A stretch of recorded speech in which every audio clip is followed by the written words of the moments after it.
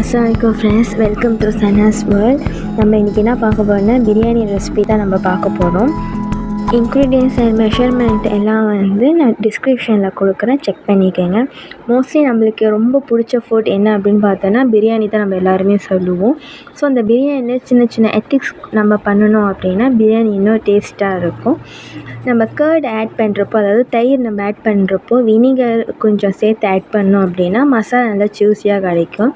அதேமாரி சிக்கனை அப்படியே போடாமல் நல்லா மேக்னேட் பண்ணி ஒரு 10 மினிட்ஸ் ஆர் 20 மினிட்ஸ் மேக்னேட் பண்ணி நம்ம ஆட் பண்ணணும் அப்படின்னா மசாலா ஃப்ளேவர்லாம் நல்லா இறங்கி நமக்கு நல்ல ஒரு டேஸ்ட்டு கொடுக்கும்.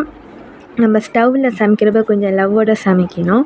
மோஸ்ட்லி நான் என்ன பண்ணுவேன் அப்படின்னா ரைஸ் குக்கரில் தான் நான் பிரியாணி போடுவேன். நான் ரைஸ் குக்கரில் பிரியாணி போடுறத விட டம் பிரியாணி போட்டால் இன்னும் டேஸ்ட்டாக இருக்கும். ஸோ நீங்கள் எல்லோரும் டம் பிரியாணி ட்ரை பண்ணி பாருங்கள், டேஸ்ட்டு சும்மா அல்டிமேட்டாக இருக்கும்.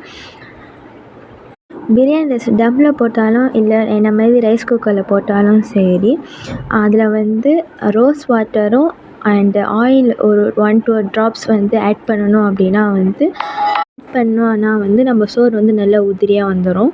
ஸோ சர்வ் பண்ண ரெடி ஆகிடுச்சு. சர்வ் பண்ணும்போது கொஞ்சம் லவ்வோடு சர்வ் பண்ணுங்கள்.